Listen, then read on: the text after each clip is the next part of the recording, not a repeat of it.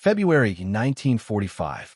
The war in Europe was already in its death throes, but in the heart of Kansas, far from artillery and ruins, a German prisoner quietly fought a different kind of ending. His name was Oberstleutnant Hans Keller, 23 years old, a conscripted soldier who, before the Reich swallowed his life, was simply an art student who dreamed of studio walls, not prison fences. Inside Camp Concordia, he was just one more uniform behind barbed wire, until the morning a young Red Cross nurse walked past the infirmary gate. She was Anna Whitmore, the daughter of a local schoolteacher. Records describe her as soft-spoken, methodical, polite, the kind of kindness that didn't look heroic until someone tried to erase it. Hans noticed her first not as American or enemy, but as a face he instinctively reached for with charcoal and paper, as if some part of him needed to remember a world that wasn't uniforms and orders. Witness accounts say POW barracks were quiet that winter, too quiet, the kind of silence that follows after a country already knows it is lost. He drew secretly, late at night, by lantern glow. One sketch, then another. Not propaganda, not swastikas, not Europe's broken cities. Just her face, as if he were sketching proof that something gentle had survived the fire. On the last day anyone saw him, he folded the final drawing into a small envelope and slid it into her hands before morning roll call. He said only 5 words, "It is my last drawing." That afternoon, his name disappeared from the camp roster. No announcement, no file, no explanation. Only the sketch remained. When people picture German prisoners of war in America, they imagine uniform rows, military harshness, and punishment. The truth was stranger and quieter. Many of the 400,000 German POWs shipped to the United States were held not in steel fortresses, but in wooden barracks built across farmland, where the front line wasn't a battlefield but time itself. Camp Concordia, where Hans arrived in late 1944, was one such place. A landscape of wheat fields and guard towers, where the wind carried the illusion of freedom, but the fence reminded everyone of its cost. He had been captured on the Western Front during a retreat, not in glory, but confusion. Witness logs describe him as soft-spoken, moderately educated, attentive, not politically zealous, a polite way of saying he looked like a student trapped inside a uniform that never fit his skin. Most soldiers were farmers, mechanics, factory boys. Hans was none of these.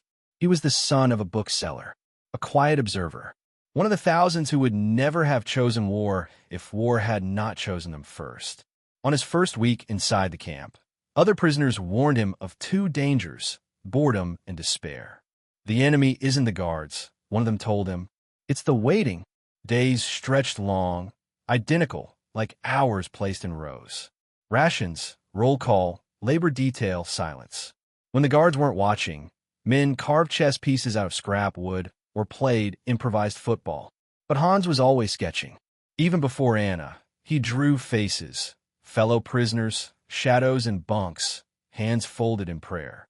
His officers had once told him that art was a frivolous talent. Here, it became a survival instinct. Anna entered the story slowly, like a soft brushstroke that appears before anyone sees the entire painting. She first met him during a blistering January cold snap when prisoners unloading supplies were brought to the infirmary with frostbitten hands. She treated them without comment, moving carefully between cots with warm compresses and iodine. When she reached Hans, he didn't speak. He simply watched her, not intensely, but with the still attention of someone quietly memorizing a moment he did not want to lose. It wasn't love, not at first. It was recognition, the kind that crosses languages before words ever try. Something in her calm contradicted everything war had told him enemy women must be. She noticed the same contradiction in him. He didn't flinch. He didn't posture. He didn't glare. He watched her hands, as if studying not her appearance, but her gentleness. And when she moved on to the next cot, she felt, though she wouldn't admit it yet, that she had left something behind in his eyes. Camp nurses were instructed never to linger. Kindness was considered risky. A smile could be interpreted as attachment, a conversation as favor. Even here, miles from the front, war had rules about how much humanity was allowed to leak through. But rules are fragile things in places where silence grows louder than orders. Some evenings, after her shift, Anna would catch glimpses of him through the wire fence, pacing the yard alone while others played board games or sang. He seemed like a man trying to hold on to the last, unbroken part of himself. That difference was what first drew her curiosity. And, in ways she would not realize until much later, curiosity was already the beginning of a bridge.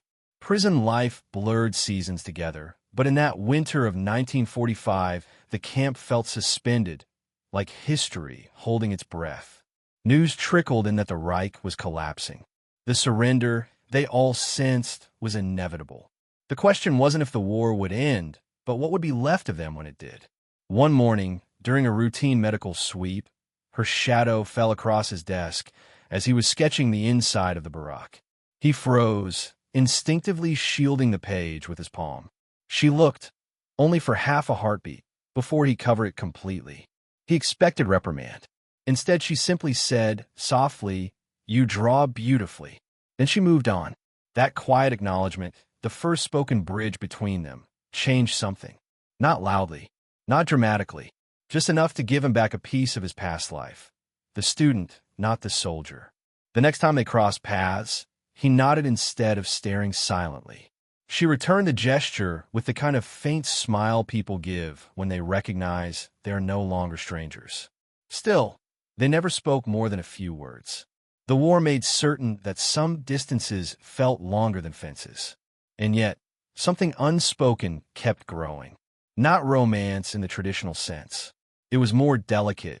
The way two people realize they are walking on opposite banks of the same river, but still facing the same direction.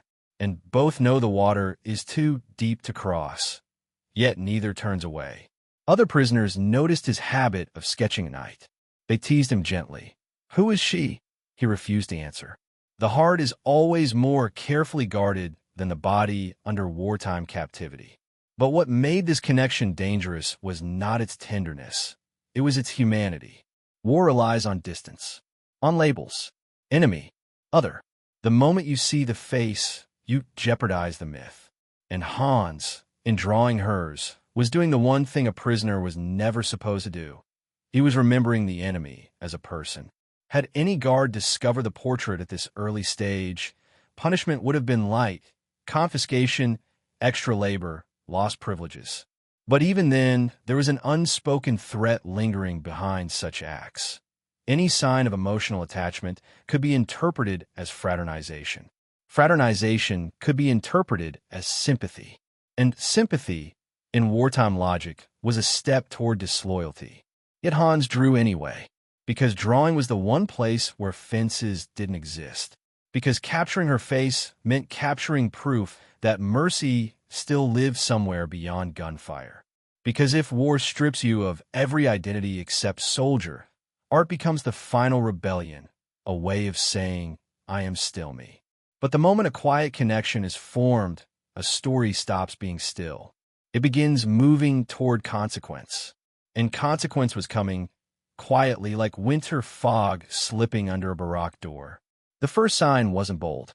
It was a rumor, whispered among prisoners after lights out, that a new transfer list was being compiled. No one knew names, but transfers were rarely random. Some meant promotion to better detail. Some meant interrogation. Some meant disappearance. And Hans, unknowingly, had already stepped onto a path that was drifting out of his control. Because once a man risks hope inside captivity, he becomes visible, and visibility is dangerous. Hans always drew late, after the barracks settled, when footsteps softened and the camp generators hummed like a distant tide. The lantern's glow pooled over a small corner of the desk, and in that little circle of light he felt, for a moment, unguarded. The guards thought the men slept. Some did. Others stared at the ceiling, rehearsing the lives they would return to. Hans sketched instead. The hand that once trembled under rifle recoil became steady under charcoal. He wasn't sketching Anna because he hoped for more. He was sketching her because she represented something he was terrified might vanish before he ever saw freedom again: gentleness. In his drawings, she wasn't a fantasy. She was an anchor, proof that he had once belonged to a world bigger than borders and barbed wire. But secrecy has gravity to it. Sooner or later something shifts. It happened on a bitter afternoon during a supply inspection. A guard, Sergeant Malone, was checking bunks for contraband. Malone was not cruel, but he had a rigid understanding of enemy uniform equals keep distance. When he reached Hans's bunk, he found a sketchbook wedged under a wool blanket. He opened it. Inside were charcoal portraits, weathered faces of POWs, hands clasped in prayer, the quiet sorrow of captivity rendered in strokes of shadow and light. Malone frowned. Art in itself was not forbidden, but sentiment was. And then, halfway through the pages, he found her. Anna's likeness stared back from the paper, unfinished but unmistakable, soft lines around the eyes, the shape of her expression, a delicate trace of warmth. One page, one mistake away from a very different ending. Hans reacted fast, not with panic, with instinct. He reached, gently but firmly, and slid the book from Malone's hands before the guard turned the page. Personal study, he said in halting English. Faces. He didn't lie, but he didn't tell the truth. Malone hesitated, then closed the book.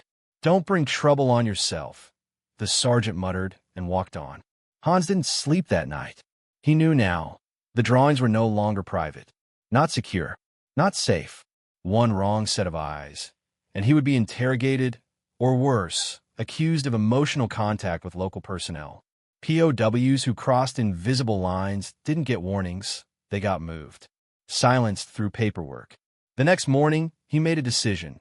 If the risk already existed, he would at least finish the thing that had given the risk meaning. From that day, the final portrait became his quiet mission, a rebellion not against the camp, but against erasure. He worked slowly, carefully, shaping light from darkness. The longer he drew, the more the sketch stopped being a likeness and became a message. I saw you. I was here. And for a moment, I remembered what it felt like to be human. War rewrites people, but art remembers the original. Meanwhile, Anna sensed a shift too, though she couldn't yet name it. She felt his eyes, less as observation and more as farewell. She caught him once glancing at the sky during labor detail, as if measuring a distance no one else could see. Something in his posture gave the impression of a man trying to finish something before time ran out. She didn't know about the transfer lists circulating among administration. She didn't know that the U.S. Army had begun categorizing prisoners based on risk, utility, or political reliability. She didn't know that some men weren't simply moved, they were reclassified, and reclassification meant vanishing through loopholes no family ever traced. But Hans knew, not the timetable, just the pattern. Men with uncertain records disappeared first. Men with education disappeared second. Artists fell into both categories. He drew anyway, because dignity is a strange thing. When survival feels small, meaning becomes larger. And for a conscript who had never wanted medals, art was the only legacy he could still choose.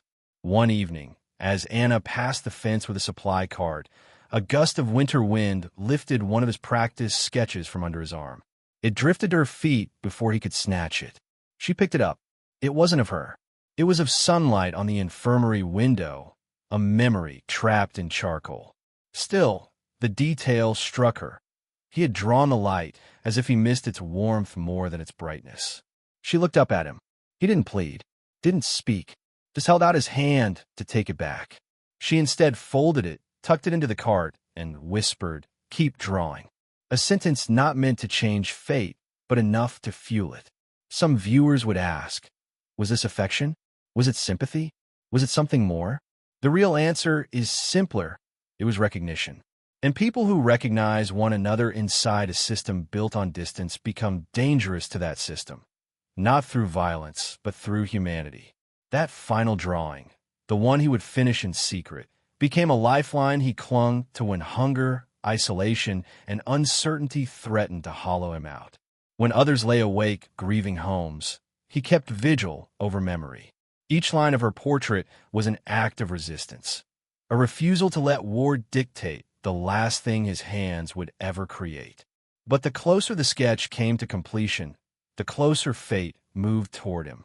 The transfer board expanded. New officers arrived from higher command. Censorship inspections increased. And one night, during lights out, a fellow prisoner warned him, "They're calling names tomorrow. Some will not come back." Hans nodded once, not in fear, in understanding. He sat back down at his desk, picked up the charcoal, and with the war shrinking his world to a single unfinished face, he drew as if time itself were closing in behind him. Because in a place where every man expected to be forgotten, he was determined to leave at least one thing behind that said, "I lived." What he could not know, not yet, was that finishing the sketch would also set in motion the moment he disappeared. The portrait was no longer just art. It had become evidence, a goodbye disguised as beauty, a final page before erasure, a farewell the world wasn't meant to see. The morning his name vanished began like every other: cold air, metal tin cups, boots scraping frost from dirt. The prisoners didn't know yet. None of them ever knew on the morning. They only learned after roll call, the moment absence declared itself louder than presence. A guard stepped into the yard with a clipboard, calling names. Routine. Predictable. Men answered, hands at their sides. Then came Keller, Hans. Silence. The guard repeated it, sharper. No response.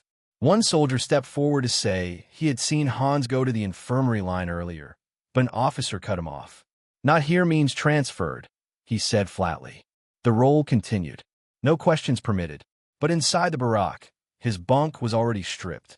His cup, his blanket, his charcoal tin, all gone, as if someone had erased not a man, but the idea of him. Transfers usually came with paperwork, a visible escort, sometimes luggage. But this felt carried out in shadows. Even among POWs, this kind of disappearance had a second name: reclassification. Reclassification was never explained, never confirmed, never undone. That morning, Anna arrived later than usual. She walked past the usual cots, checking frostbite dressings. When she finished, she noticed something wrong without knowing what it was. A stillness, a missing shape, a space that used to contain someone's quiet presence. She asked the guard casually, "Where's the young prisoner with the sketches?" The guard looked confused, too confused. Then careful. "Transferred," he said. Nothing more. The conversation ended there, not by rule, but by fear. She sensed the change instantly. Transfers were slow.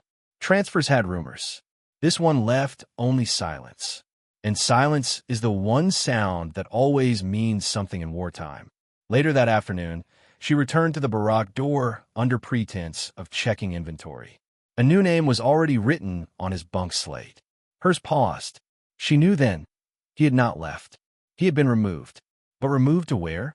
That was the question that would follow her for years. She turned to step away when something startled her. Not loud, not visible, just a faint shift of air against paper. Beneath the edge of the bunk frame, wedged between a beam and the floorboards, there was an envelope. Unmarked, slightly smudged with charcoal. She hesitated. If she touched it, she crossed a line that couldn't be uncrossed. If she left it, she might never see it again. She picked it up. The moment she unfolded the paper, everything around her slowed. The barack hummed, the footsteps outside, the winter wind. Time paused to let grief step forward. It was the finished portrait, not sketched quickly, not rushed, not desperate. It was drawn with the stillness of a farewell. Soft shadows, careful curve of the brow, the faintest defensive hope in the eyes, as if he had tried to capture what she looked like before war asked her to guard her heart. But there was something else. At the bottom corner, one small initial. Not his full name, just HK enough to say, "I wanted you to know." And beneath the portrait, a single line written in German, translated in later museum records as, "Damn it, ich dich nicht vergesse, falls die Welt Michigan Vergist. So that I will not forget you, if the world forgets me." She didn't cry. Not then. Not openly. War trains people to swallow emotion before it can surface. But a tremor in her breath gave away the truth. She wasn't holding a drawing anymore. She was holding a last trace. The rest of that shift blurred. She kept working, outwardly unchanged, inwardly unraveling. Something about his absence left a gravity behind, as if the space he once occupied still had a pulse. When she left the barracks that evening, she looked back once, a reflex she didn't fully understand. She had no reason to expect him to reappear. She looked because absence had suddenly become a presence of its own. Around the camp, rumors spread quickly, like wind sneaking under a doorframe. Some prisoners whispered he had been interrogated. Others said he had been shipped east, meaning not home, but toward the Soviet handover zone. A quiet dread traveled through them. The war was nearly over, but its ending might claim more men than the fighting had. The army kept no explanation. None offered. None requested. Bureaucracy doesn't apologize. It documents or deletes.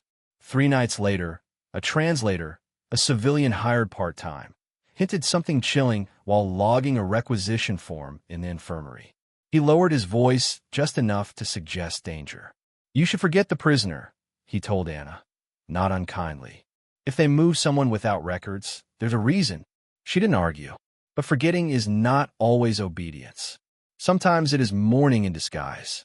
That week, the camp chaplain noted in his journal, one of the few surviving internal records, that a nurse has seemed unusually preoccupied, as if a silence has followed her from the barrack line. Silence always follows disappearance. Because disappearance is not absence. It is unfinishedness. And unfinishedness demands questions. Where do men go when history stops writing them down? What does a family receive when the trail ends before the truth begins? How many were erased, not because of guilt, but because someone found them inconvenient to classify? Hans Keller became one of those unanswered questions. Anna kept the portrait in a small cloth satchel tucked under her bed for the rest of the war. Not as a romantic keepsake, but as evidence that someone had existed, someone the records had already begun burying. The hardest part was not his disappearance. It was that the world behaved as if there had been nothing to lose. By summer, surrender would be official. The guns would quiet. Parades would erupt. Flags would wave. But not all endings ring loudly. Some end with a pencil line that stops mid-stroke. When the war officially ended, repatriation ships filled with former POWs left American soil. Families waited on docks with flowers or fear. But not every man listed on a departure manifest was alive to walk off a gangplank. Thousands disappeared in administrative exchanges. No ceremony, no grave, no certainty.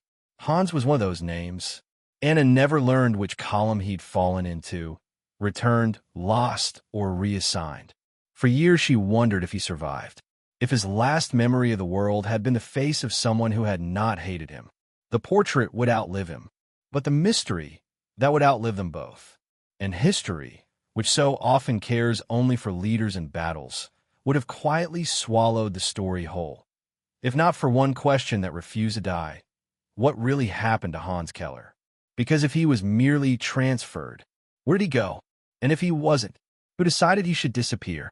The truth about Hans Keller was never going to be found inside the camp. It lived in the paperwork trail outside it. When the repatriation files were unsealed years later for historians, a pattern emerged. The men who vanished were not the dangerous ones. They were the inconvenient ones. The ones who didn't fit the system's boxes. Educated, skilled, multilingual, politically uncertain, or, worst of all, empathetic. In wartime, empathy is suspicion. Once a POW showed signs of personal individuality that did not align with his assigned role as enemy, he became administratively unstable. Not violent, not defiant, just unpredictable in the eyes of bureaucracy. And unpredictability is what triggers reclassification. Records from 1945 show a surge in what the U.S. called secondary transfers. Prisoners moved off paper into holding depots never meant to be tracked on public rosters.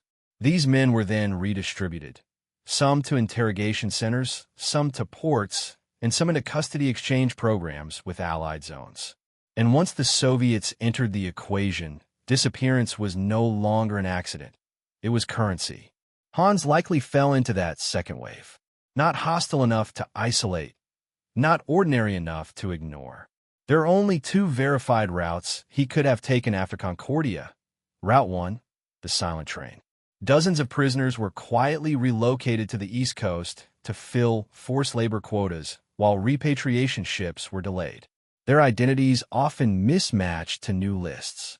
If Hans boarded one of those trains, he may have died in transit or port custody. Cold statistics with no witness. Route 2, the exchange program. Some POWs were traded into Soviet control under reciprocal relocation. The Soviets did not treat German captives as prisoners. They treated them as reparations. Many starved in camps before families even knew they'd been moved.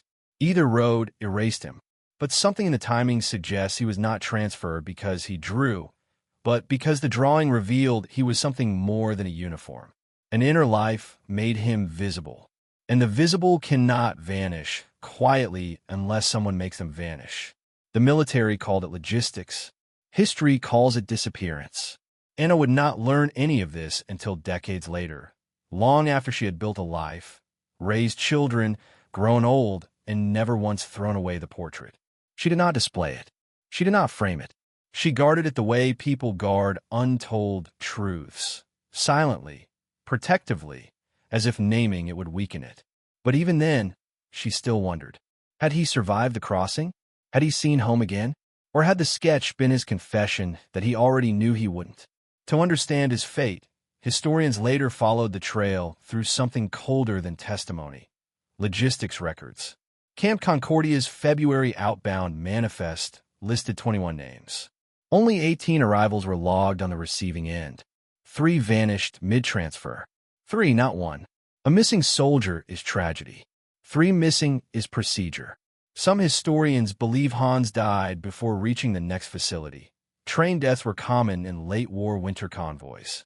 Others, especially German researchers, believe a different ending, that the Soviets claimed him during an unreported custody pull, and he disappeared into a camp east of the Elbe, where records broke down into silence. Either way, he did not come home. No pension claim, no Red Cross letter, no Graberegistry. There is a German term for this: Verschwunden im Frieden, disappeared in peacetime. More died after the surrender than during many of the final battles. Not by bullets, but by paperwork. Not by hatred, but by indifference. And this is why his sketch matters. Because without it, Hans would not exist in memory at all. He would be one of thousands of men reduced to a number that no longer matched a name. What the world forgot, that portrait remembered. In 1962, nearly 2 decades later, Anna finally spoke his name aloud again. She was visiting a small traveling exhibit on POW art in the Midwest when she saw something uncanny. Drawings indistinguishable from his style. Same charcoal weight, same shading technique, same European academic training, the Hamburg School. She didn't approach the exhibit manager, didn't ask for names. She simply stood there, staring at the drawings, until her eyes filled not with tears, but with recognition. A ghost resurfacing through graphite. She went home that night and opened the satchel she had kept sealed for 17 years. The paper had faded slightly at the edges, but the charcoal still held its quiet warmth. She realized then something she had not dared admit before. The sketch was not a keepsake. It was his last message.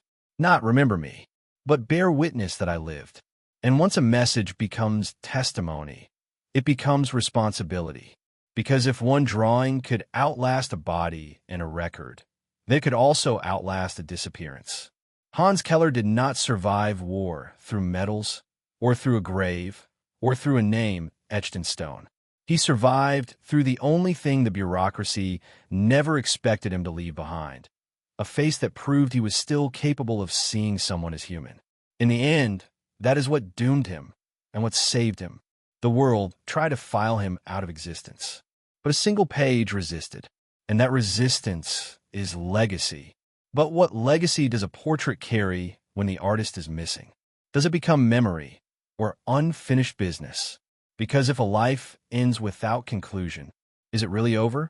Or does the story keep breathing until someone finally asks the question out loud?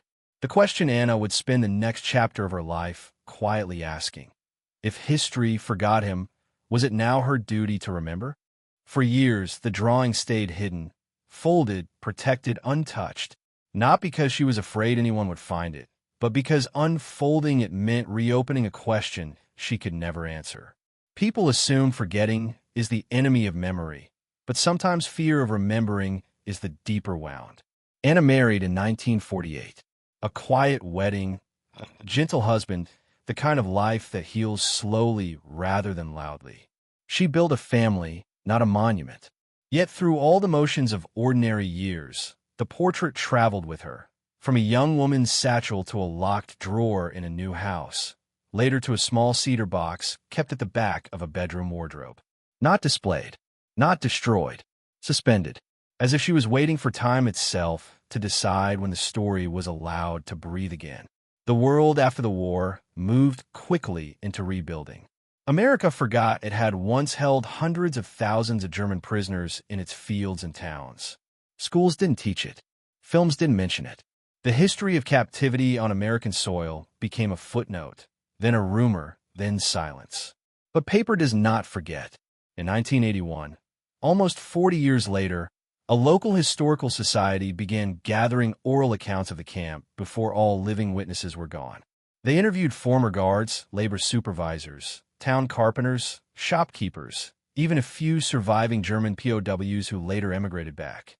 Their research never mentioned Hans Keller by name, but it documented men like him, artists, teachers, students, men who disappeared from rosters without formal paperwork. When Anna heard about the archive project, something stirred. Not a memory, but a responsibility finally maturing. She didn't volunteer at first. She waited an entire year before arranging a quiet meeting with the researcher, cataloging personal testimonies. She didn't bring the portrait at the first interview. She brought silence. She answered questions carefully, almost clinically.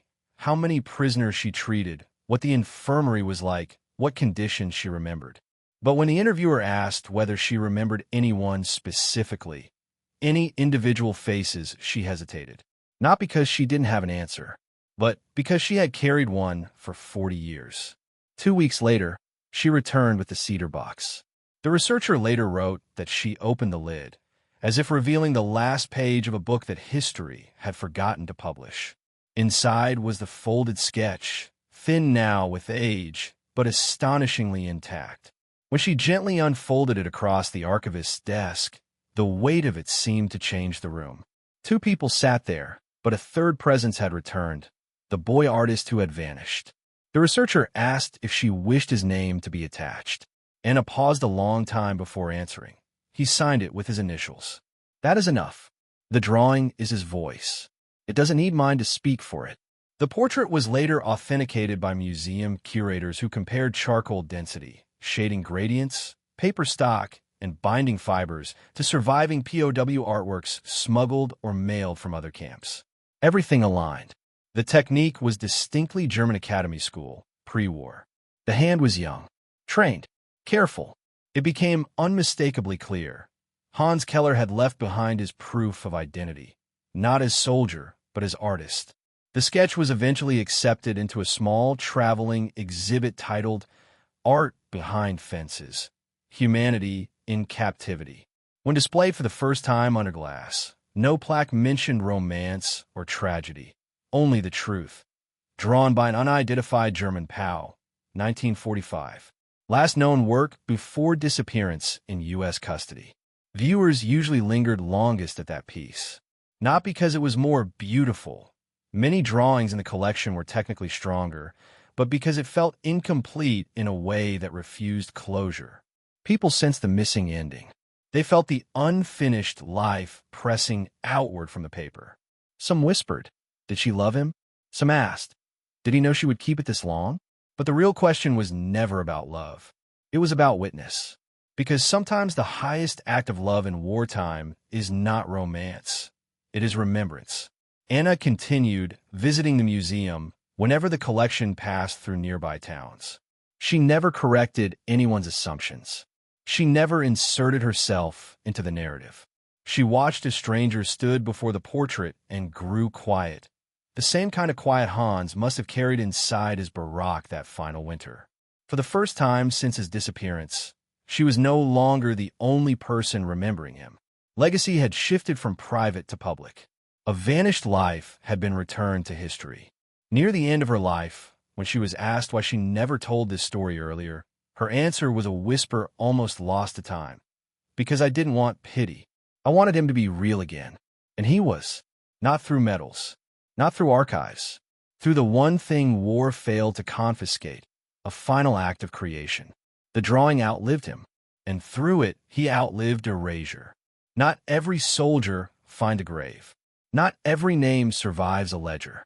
But sometimes the simplest relic, paper and charcoal, becomes a memorial stronger than stone. Because graves mark where a body stops. Art marks where a life refuses to end. So the question is no longer where Hans Keller died. The question is, where did he survive? In the hands of the woman who never forgot him. In a museum where strangers stand still before his final witness. In the fragile, unbroken humanity left behind by a boy who never wanted to be a soldier. The world forgot him. The sketch did not. And because of that, neither will we. Some lives vanish from records, but not from memory. If stories like this move you, the quiet truths buried beneath official history, then stay with this channel. There are more names waiting to be unerased, more ghosts waiting to be heard.